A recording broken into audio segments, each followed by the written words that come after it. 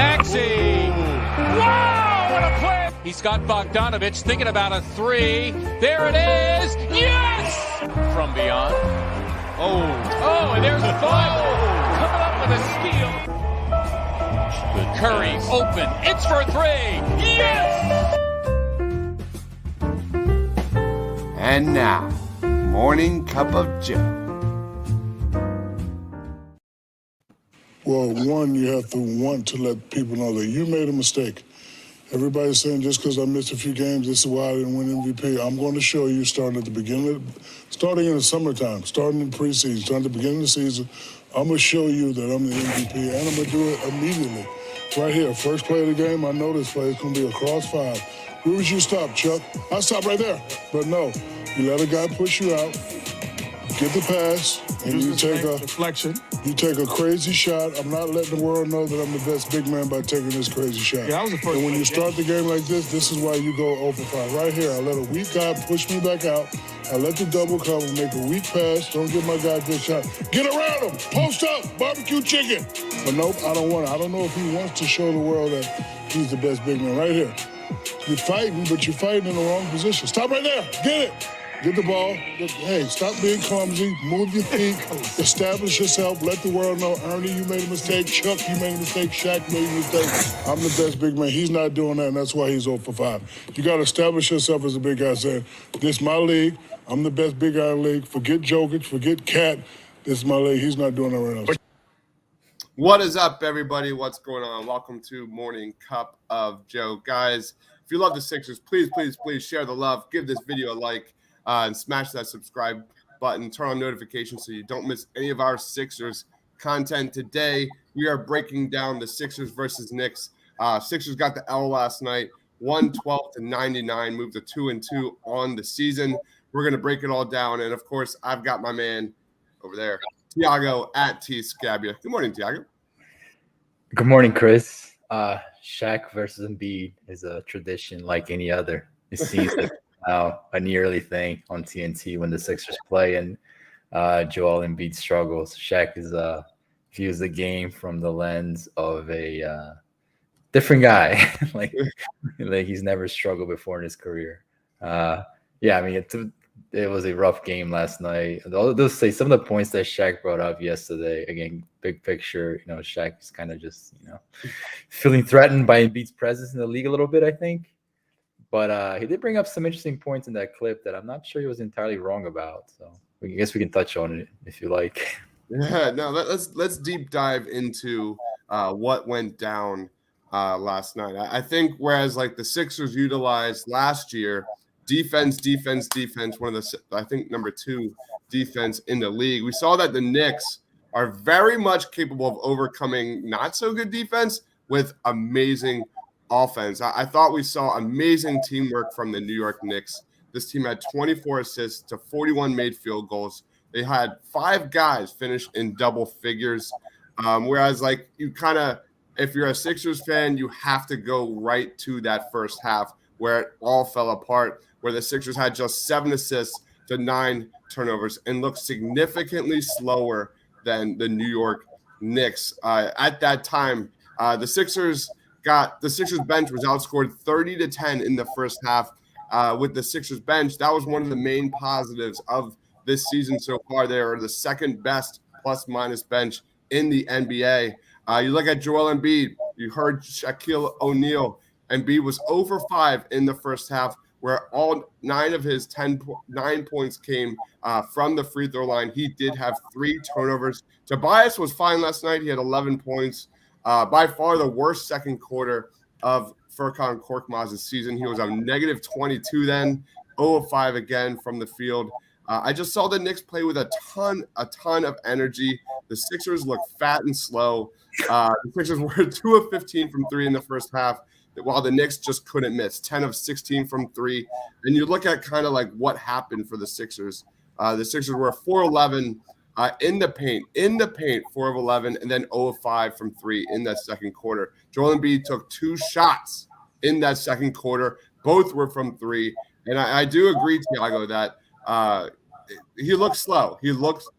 I'm not going to say he's injured. I'm not going to say he's out of shape. but there was a stark difference between what we saw from the Knicks and what we saw from the Sixers. And while you talk, let's break down the second quarter and exactly what went wrong. Go ahead, man. Yeah, I wouldn't call the Sixers fat and slow. They are a lineup that's getting older and slower, right? So if you look at the starting lineup, Danny Green, Seth Curry, Joel Embiid starting to get up there in age, Tobias Harris, these aren't necessarily very explosive, speedy players. And especially the physicality part of it last night, I thought that it got a little bit out of the Sixers' wheelhouse. And I thought they really struggled with the Knicks' physicality and the Knicks' speed of play. Going into the game, I tweeted a stat to kind of alarm fans of what was about to come. The Knicks are a entirely different offense than what the Sixers saw last year.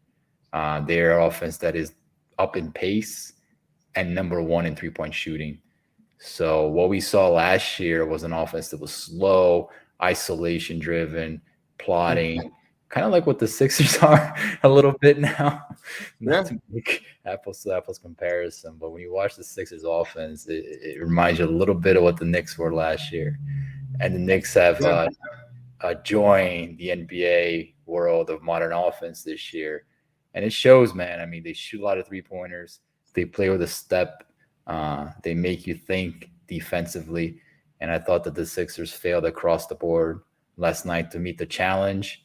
And specifically, like you said, Chris, in that second quarter, that's where things really kind of got out of hand.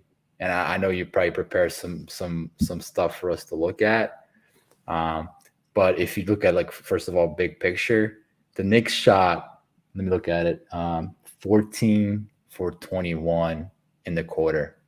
And the Sixers were a minus 23 in the quarter. Yeah. And in those 39 points that the Knicks scored, I counted exactly 7 pick and roll possessions where they absolutely torn the Sixers to shred defensively. And that's something that was very concerning, because at no point during that particular sequence did you see the Sixers make any type of adjustment to how defend the pick and roll, right? So one of the things that we talked about with Brett Brown that drove us crazy was the fact that Brett deployed this very loose drop coverage in the pick and roll. And it kind of allowed the ball handler to kind of sell in that mid-range area with comfort or behind the three-point line, uncontested, and shoot three-pointers or make an open look. And that's exactly what happened last night for 7 possessions. Doc Rivers, that's something that I expected more out of Doc Rivers' staff, is to be a little bit more creative in how they defend the pick and roll. So blitzing, trapping, even perhaps sometimes you go into like a zone. Those are things that we see very, very little of the Sixers staff. And I thought it would be something that would have came very handy last night, because they are, fact of the matter, they were getting torn to shreds by the Knicks pick and roll. I don't know if you have anything prepared, Chris, for us to look at here.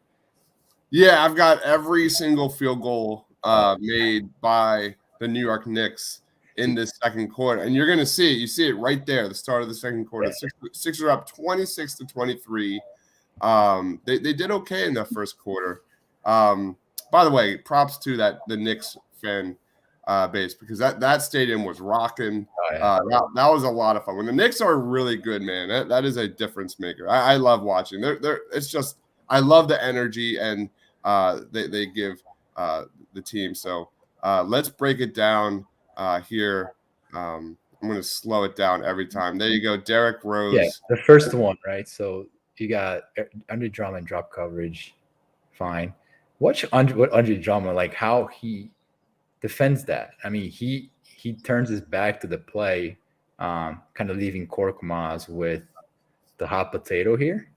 Mm-hmm. And I think that's what you get when you have kind of a bigger, slower center anchoring your defense. Because to me, if you have an agility and if you have quickness at that position, he can shuffle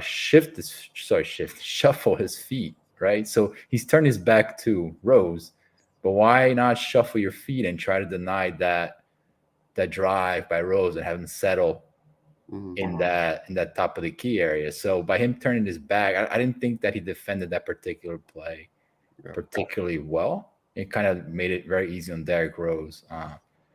That was, and you can keep running, Chris. I mean, we can go through just let it go and run. This one is, I think they just kind of settled in to, again, drop coverage. Oh no! So I'll go back on this one. This one I want to talk about, actually, if you're going to go back. So in this particular play, I noted this down because Matisse Thybulle has had a really rough start of the. He has, man. Is it time? Are you in panic mode regarding Thybulle because his defense has taken a step back? Yeah, I'm gonna say no on the defense because I think he's got instincts that you really can't teach and you really cannot lose. But I am very concerned offensively because it's time to add something else to the table, and you can clearly see it may not be there for him offensively, but defensively, on this play, you cannot get up in the air like this and just leave a corner three wide open. I mean, that is. Matisse is known to gamble, and gambling is a part of why he's such an effective perimeter defender. But this is just downright irresponsible. There is no reason why you should be up in the air here. You got guys all over as a Kemba. Kemba is handling the ball, and then you have Derrick Rose in the corner. Right, and Derrick Rose has been shooting the ball lights out this year. You got to know the personnel on the court. You got to know that corner three is a sacred spot on the court. And then he just leaves Korkmaz to try to rotate and defend that. I mean, that's just poor defense by Thybulle here. And it's been really kind of disappointing to watch him play through this early part of the year. Mm-hmm. Yeah, let's keep it rolling. This is painful to watch, by the way. Yeah, this is what the game was, but it's constant pick and rolls, like we're saying. Yeah, and that's how it felt, too, if you're watching the game live. This second quarter, it felt like somewhat like Sixers playoff basketball, where you're literally just wanting this quarter to end. Just that was my thought process the entire second quarter. Just get it over with. And I was ready to I was yelling at the screen to Doc Rivers, just take out the starters. This was like quicksand. Everything that could have went wrong for the Sixers happened in this second quarter. So let's keep it rolling. I mean, this is just you're going to see this is a pattern. You're going to see as we continue here. Sixers turnovers to Knicks offense. That was the one general theme. So here, I think Drummond made a good defensive play here. I think he had stolen the ball here. And then, of course, gives it right back to the Knicks. And you have Toppin finish over Drummond. All right, here we go. We have Kemba Walker versus Matisse Thybulle right here. Yeah, so Matisse Thybulle, he's a good point of attack defender. He's not Ben Simmons. And I thought that this was the first game where the Sixers really missed Ben Simmons defensively, because Ben Simmons is one of the best kind of all-around point of attack defenders that exist in the NBA. And that really can protect the integrity of your defense, right? So if you just run the play, he turns the corner on Thybulle. And now you got, you got people scrambling over inside, and makes a good pass, good touch play by Gibson. But if you got a guy who can cut that off right at the perimeter, that play never happens. It never happens. So, it's stuff that you start seeing with Ben Simmons not on the court that, you kind of see where the breakdowns can kind of happen. That's so funny you said that, because we talked before we went live here how my thought process in this halfway through the second quarter, and Austin nailed it. He called it in our Discord chat. I haven't watched the Knicks play before this season. This was my first time watching the Knicks, and literally halfway through the second quarter, I'm like, man, they need Ben Simmons so bad in this game. It was stark. It was so obvious. We can even go offensively because they scored 7 points off turnovers. Knicks. So pretty much no easy buckets. Last year, they averaged over 16 against the Knicks points off turnovers. So you can tell, where the difference lies. All right, here you go. Thybulle versus Kemba. Yeah, so this is they're just attacking Andre Drummond the pick and roll there. There's nothing crazy about this play.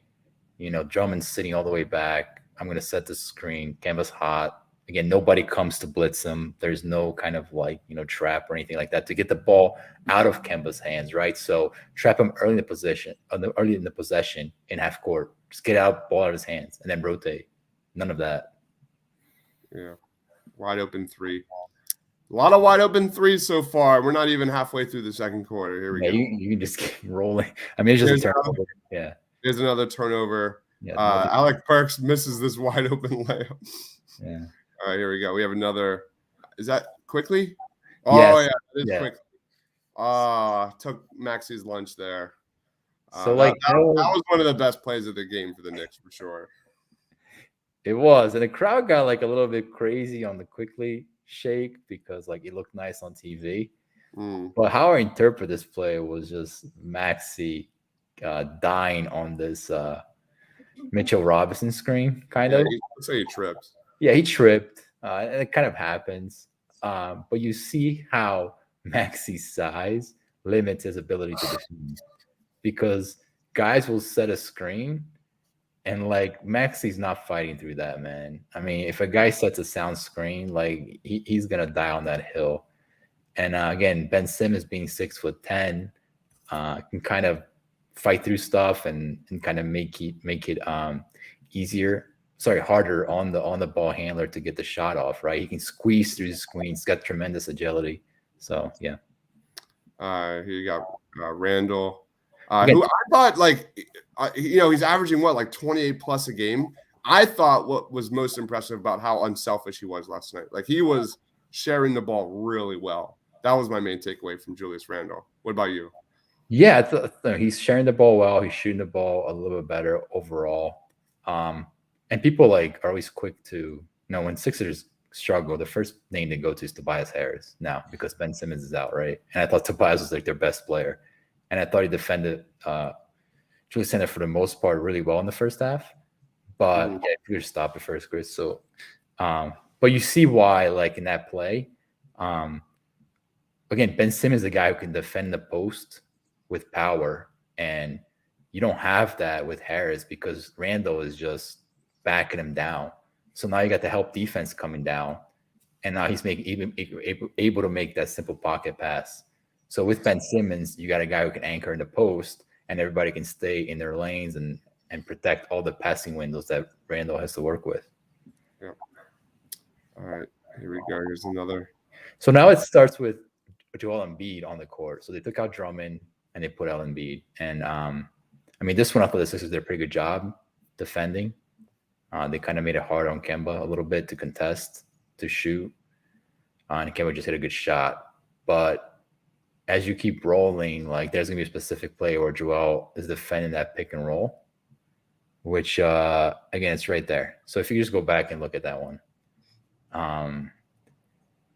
That play, and again, it could be the knee, it could be the stamina, it could be whatever. But how that play starts right off the bat, I don't like where Joel Embiid is positioned because the guy setting the screen is Taj Gibson. And Taj Gibson is not rolling on this play. He just sets a screen and sets it to the 3-point line. Now watch how low Embiid is on that play. And his body, first of all, starting the possession is facing the baseline. It's not even facing the ball. So he's not in any type of active position to defend the shooter here. And that's something that you notice with Embiid in the pick and roll is that attention to fine details. He's got a tremendous ability to recover, block at the rim. He's got defensive player of the year potential as an interior defender. But if he takes just one step forward in that play, he can alter that shot or even make that guy into a passer. And there's really, if you look at the way that the Knicks structured offense in that set, there's nothing for him to protect under the rim because the shooters are covered. Taj at the 3-point line. If he's just more actively defending this play, this is potentially not even a shot. So it's a little bit disappointing to see him kind of engage in the pick and roll that way. And again, it's one possession in a 2-game season, but it's a theme with Joel Embiid when you watch him in the pick and roll, and teams understand that. So they attack him mercilessly in the pick and roll. And you like to see a guy who can be a little bit more quicker and a little more active, when he's got no interior responsibility. Try to cross the disruption. Try to use your size to your advantage. And I thought that he failed to do that. All right, let's roll forward. Here, Sixers are down 14. They got Seth Curry in the game now. Just shoots over the screen. I mean, the Knicks were hot, man. At this point, the stadium was going nuts. They were, and that's what they did. They identified the matchup. So again, they put in this shot, they put Tobias Harris in conflict. Tobias Harris has to give space here. Tobias Harris is not as quick as Ben Simmons, not as quick as some of the other perimeter players. So he takes one step back and kind of hesitates. If you got guys on your perimeter that are quicker, more switchable, they have to respect less of Kemba's speed. I'm not saying they don't respect it, but perhaps they take 1 or 2 inches forward and then use their length to contest. Tobias Harris doesn't have that quickness. He understands that, and he backs up, and he's flat-footed on that shot. So the Knicks understood exactly who to attack throughout the game, and they did a phenomenal job of that. Yep. Pushed it to a 17-point lead. Knicks on the fast break yet again. Yeah. Easy. Just no one's like attacking the rim there. No. It just looks so lazy. 17-point lead here, 34 seconds left. Julius Randle takes Tobias Harris down low. Help defense. Finds Fournier for a 3 at the top of the key. And that pushes the lead to 20 right there. And that's it. That's it, man. Brutal.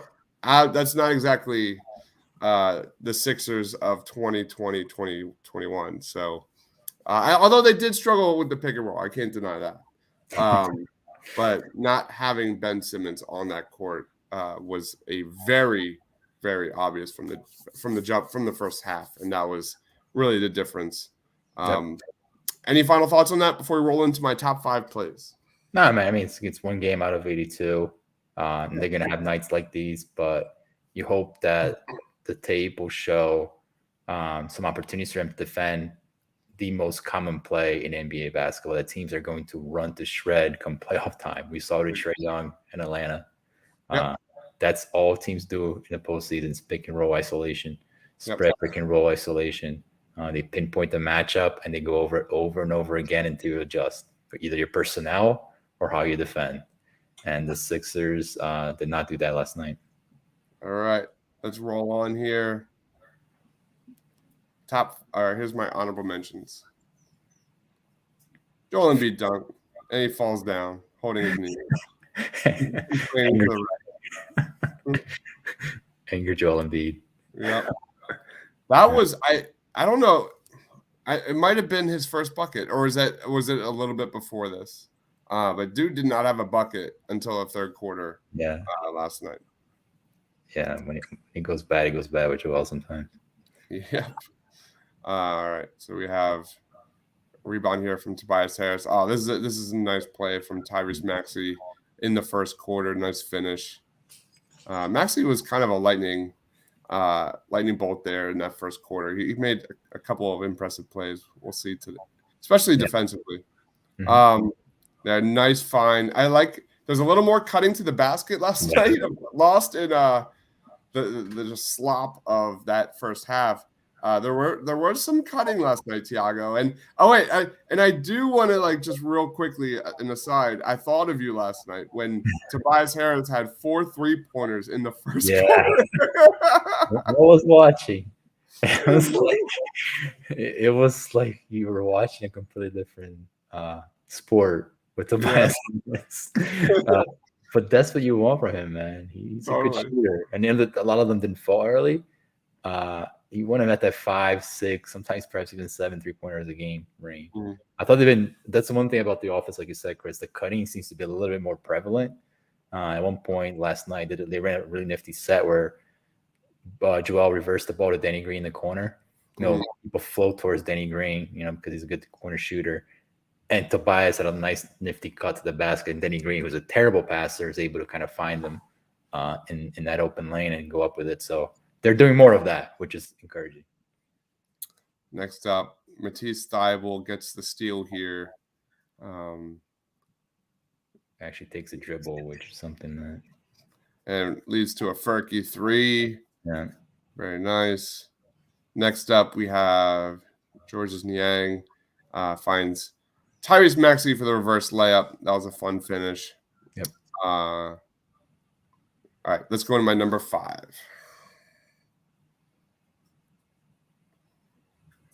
Tyrese Maxey defense had a couple nice defensive plays back-to-back in the first quarter. Here he strips Julius Randle, who has the mismatch, but Maxey's got some quick hands there. And then challenges the shot point there from Kemba Walker, I believe it was. Yeah, No. I think it was actually. Yep, it was. I think he feels more confident because refs are calling less fouls. So he's really gambling as that kind of Thibault-like weak side behind the door reach to help alter the shot. He did it a few times last night. No, that is Kemba. My bad. On the first defensive possession. And then again, so not bad. I mean, there's been flashes defensively for Tyrese. But you see him die on that Gibson screen. 100%. He's 20 years old. Like this, like I said on previous shows, like this is the growing pains. The living with a 20-year-old point guard on a team with championship aspirations. This is what you're going to have to deal with. And that being said, he's doing fine. I'm not complaining at all, but there's going to be some growing pains that we're just going to have to deal with him being started. Let's go to number 4. We have, I don't remember. I just made this. Blocked by Joel Embiid. His rim protection has been pretty solid this season. Offensively, it's not been good, especially in second halves. But at least rim protection wise, he's looked excellent. What about you, Tiago? I completely agree. Like I said, we talked about it earlier in the podcast. Interior of the paint, he's as good as any. It's just when teams start pulling him out of the paint, how can you alter possessions in a different way? Number 3, we have this is Derrick Rose versus Georges Niang. Yeah. Niang gets the steal, pushes the fast break, finds Thibault for the dunk. That was in the fourth quarter, somewhat during garbage time. But again, if you've been watching our shows, I love my defense into offense plays. But number 2, we have Andre Drummond with another flashy pass. He's been making like one of these a game. Yeah. Here you have, I think, is it Furky? Yeah, it is Furky. Again, look at this. Like Andre Drummond getting ready to pass, and Korkmaz's not even open yet. He throws it, and then reverse dunk from Furkan Korkmaz. I love that.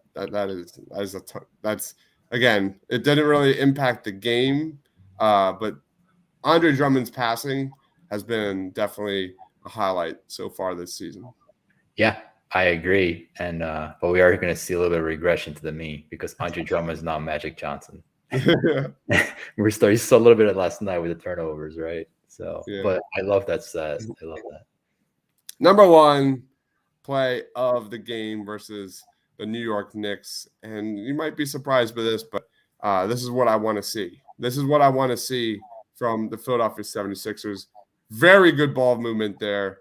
A really nice find by Furkan Korkmaz to Tobias Harris under the rim. It's been really hot and cold for the Sixers regarding ball movement. They looked much better against the OKC Thunder. It was not great during the New York Knicks.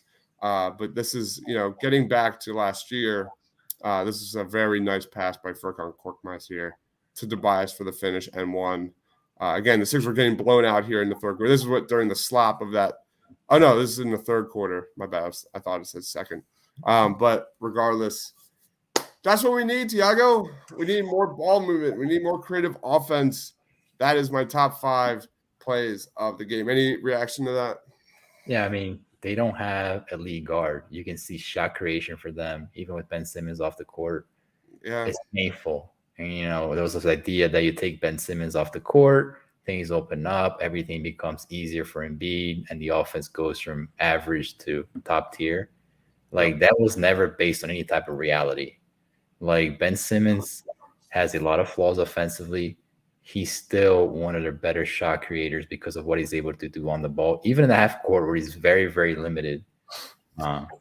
He can do things in half court to create space for other players. But people do not want to listen to that. They want to keep pounding that Ben Simmons is an offensive zero, and you see how hard it is to get offense, even with Ben Simmons off the court. So they need a lead guard, whether it's Ben Simmons or somebody else they trade for Ben Simmons. It's paramount that they get somebody here who can just orchestrate offense. I was generally impressed by the New York Knicks. Generally impressed. That was like my main takeaway from last night was, I just had, the Knicks last year in the playoffs, ISO. That was a completely different team what I saw last night. And you look at their athletic bigs, you look at their size, that's going to be a matchup problem in the playoffs. 100%. I mean, if just like we said last year during our post-game shows, we talked about exactly this. Trae Young, Clint Capella, pick and roll, Kyrie Irving, all this kind of stuff.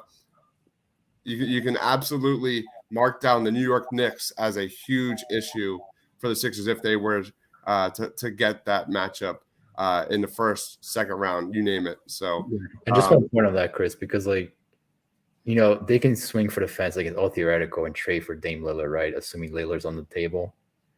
And again, Lillard's the perfect fit. His offensive firepower is tremendous. But if he's not able to bring something at or near the level of play that we've seen from Lillard over the last few years, and so far this year, again, it's very early, but he has not been playing particularly well.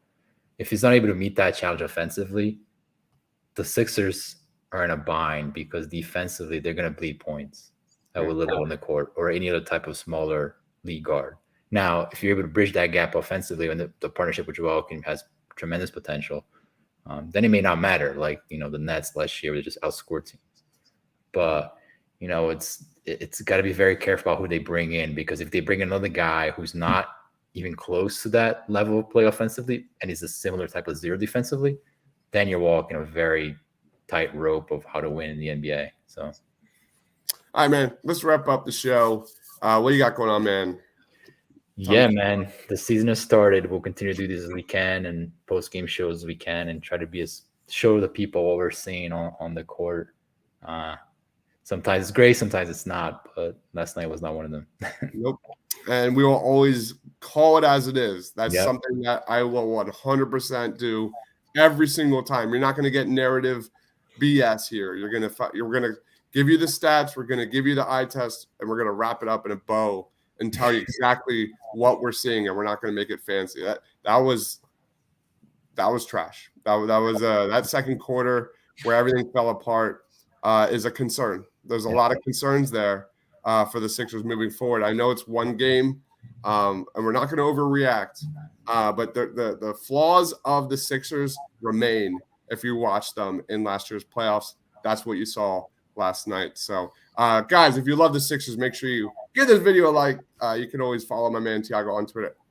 I always get that backwards. At Davia, I am Dives, Mr. Crockpot. Thank you, everybody, for watching. See you next time. Stay awesome.